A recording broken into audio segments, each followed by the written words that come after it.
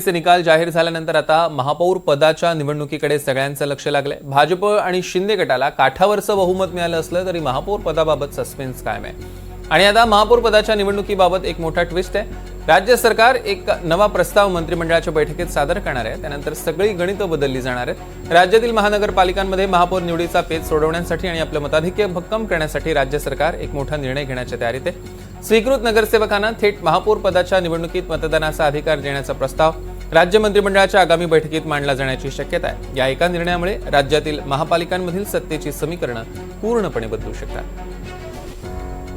तर मुंबई महापालिकेच्या कायद्यात मॅजिक फिगरची तरतूदच नाहीये। जादा संख्याबळाच्या आधारे 2.5 वर्षांकरता महापौर आणि उपमहापौराची निवड केली जाते।